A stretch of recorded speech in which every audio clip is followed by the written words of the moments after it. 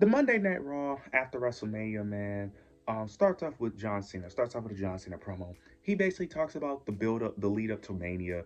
Mentions how the fans were booing him throughout, throughout the build towards WrestleMania. But during WrestleMania, during the actual match, they was cheering him. Ends up saying that that's not how a good relationship works, and that he doesn't forgive the fans, and that they owe him an apology. The fans start chanting. I think they started chanting, "We are sorry," or "We aren't sorry." I don't know which one they was chanting, but John Cena ended up saying that they was chanting, "We aren't sorry." Then he ends up basically continuing to mention how he's going to ruin wrestling. He ends up mentioning his tour dates, that he only has, I think, 27 dates, 27 dates until his 27 dates for the entire for his retirement tour. Oh my God, I cannot speak. But he only has 27 more dates left. Ends up saying that basically that he doesn't really need to wrestle to remain champion. He just got to survive the rest of those dates. And then he ends up telling the fans that they need to pull out their phones because he about to do something nice for them. And then he's holding the championship. And then you see Randy Orton comes out of nowhere and RKO's him. I thought that was a perfect setup, especially because he did say he was going to do something nice for them. So the fact that Randy Orton came out immediately after RKO him, it kind of fits perfectly. This is very shocking because for a while now, people have constantly said that they was going to run this match at Backlash. I personally did not get my hopes up because I'm actually going to be going to Backlash this year, mainly because it's in my hometown, and plus that it's going to be my first wrestling show. And the reason why I even bought the ticket was because I just assumed John Cena would wrestle. Now, I know that Randy Orton is from St. Louis, but I just didn't want to get my hopes up because I just thought that was just like that. I just felt like they wouldn't pull the trigger on this match this soon. I thought this would be more of a SummerSlam type thing, but the fact that they're doing this match at Backlash, bro, I'm excited. The fact that I'm going to be there, first wrestling show, I'm going to see two of my favorite wrestlers of all time at the same time in a match. Like, I just can't wait, bro. I'm very excited. I'm excited for the story. Well, the story is going to be very simple to tell, but man, the history between these two. Now, the match itself, I'm not that excited about in terms of the in-ring work. It's more it's just more so that it's just going to be John Cena and Randy Orton. That's the main thing to get excited about. The in-ring work, I'm not really looking forward to that because I'm not the biggest fan of Randy Orton in the ring and John Cena at his older age. So there's that. But the match itself is going to sell itself, so I'm excited for that. But very interested to see how this plays out. And I don't think Randy will win, but it wouldn't surprise me if he won. But I just don't think it makes sense. I think Cody will be the one to regain that championship eventually. But I'm excited for this. The fact that they're actually pulling the trigger is making me very excited because it's going to be my first wrestling show. The fact that I'm going to be there, I'm just excited and I'm just shocked that they're actually pulling the trigger on it. Because people have been saying this for a while now, but I just always thought that they were just being delusional and fantasy booking. But the fact that they're actually doing it is very shocking to me. After this, we end up getting a rematch from yesterday at WrestleMania between the WWE Women's Tag Team titles between Becky Lynch, Lyra, and Liv and Raquel. This match was actually really good. This was actually better than their WrestleMania match. This is the match I wish we would have got at Mania. This was really good. But towards the end of the match, you end up getting Liv more. Well, Becky and Raquel ended up bumping into each other.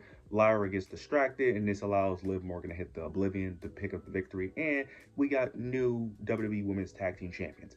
Now, after this, we end up getting Becky and Lyra. They end up having a moment, but then Becky Lynch ends up attacking Lyra Valkyria, turning heel. Now, I will say this. I think her heel turn was a bit forced because she attacked her.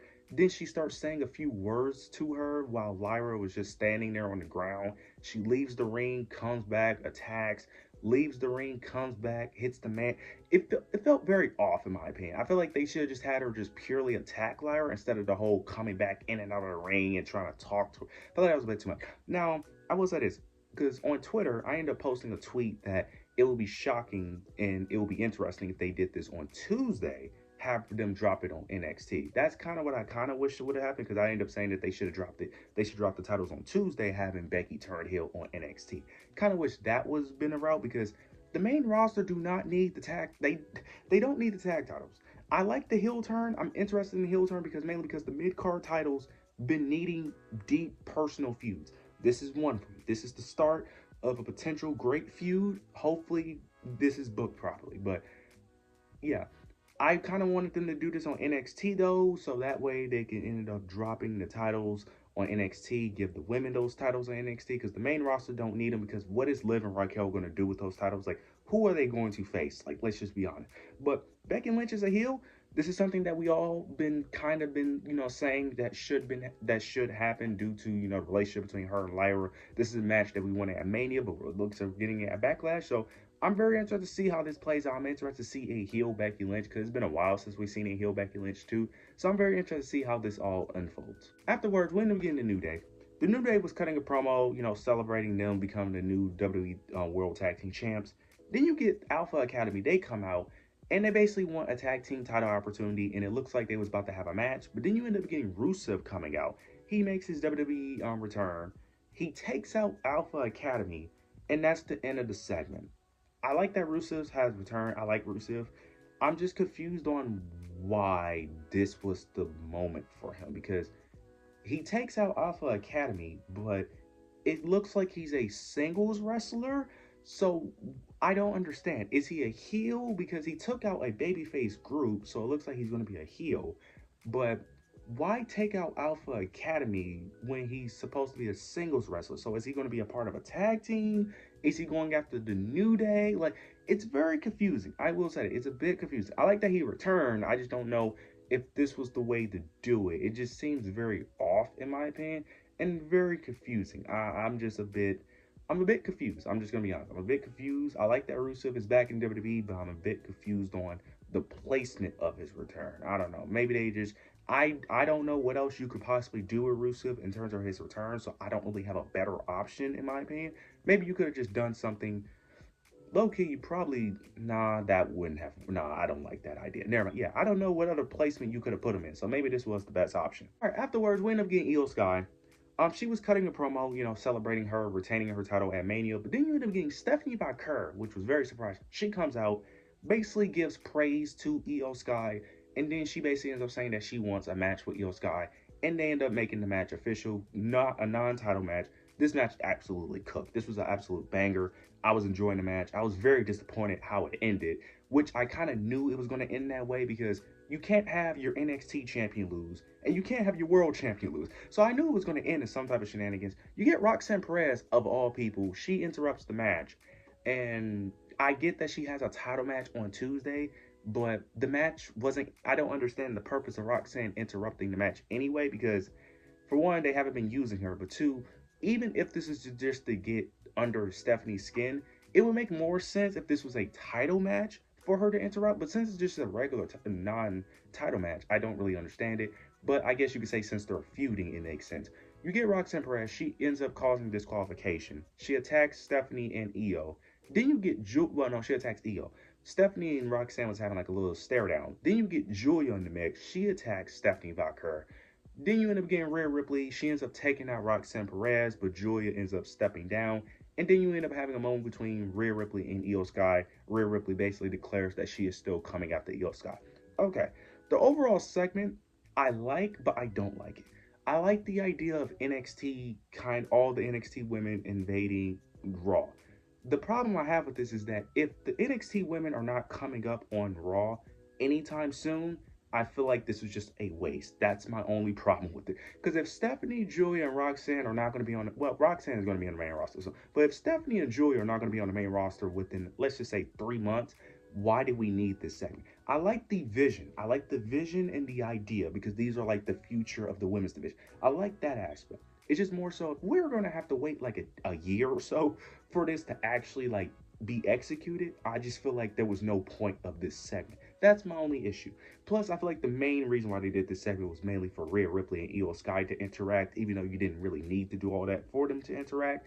But overall, I'm interested in the way they did this. I'm interested to see where this goes, even though we know mainly that the whole Stephanie, Julia, and Roxanne, that's not going to really play into effect until a couple months, maybe even a year later, which I feel like, I don't know, I feel a bit iffy about that. But overall, I did enjoy this segment. Afterwards, we end up getting Gunther. He comes out. He's very frustrated off of his championship loss to Jey Uso.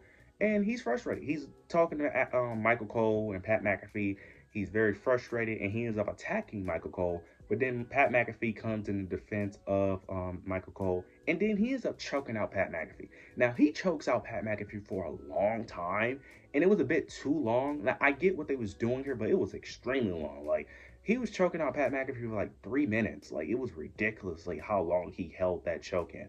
But afterwards, we ended up getting a segment with Michael Cole and Adam Pearce, where Adam Pearce was trying to tell Michael Cole to take the rest of the day off. But Michael Cole said he's not going to do that. He's going to continue commentary, and that he ends up saying that basically Gunther needs to be punished, because if he doesn't be punished, then other wrestlers are just going to do what Gunther did.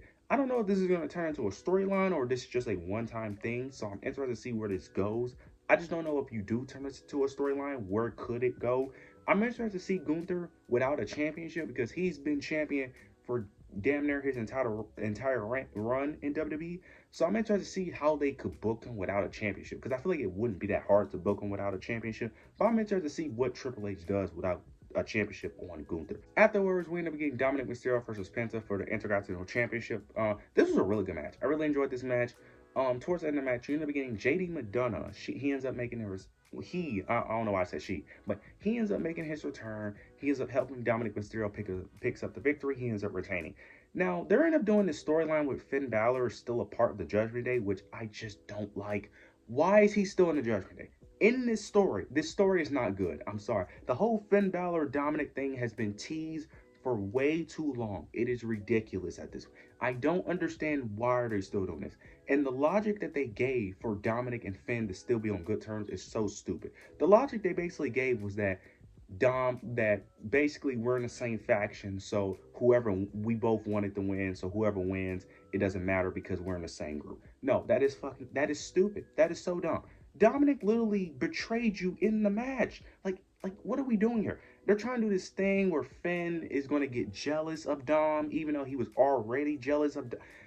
The slow burn is ridiculous. You've been slow burning this for far too long. In this story, please hurry up on this, bro. We've been doing this Dom and Finn story for not a year, but it feels like an eternity since we've been doing this. Like, it's been far too long. You've been doing way too many teases. Please hurry up with this turn already. Like, please, I am so over it. Then we get the main event. We get Seth Rollins and Paul Heyman. He was cutting a promo, but then you end up getting CM Punk interrupts him, and they immediately brawl. They're brawling. CM Punk gets the upper hand. While after CM Punk gets the upper hand, he ends up turning his attention towards Paul Heyman, tries to attack him, but Seth Rollins recovers and ends up taking out CM Punk. He ends up taking out CM Punk. Then you get Roman Reigns. He comes out.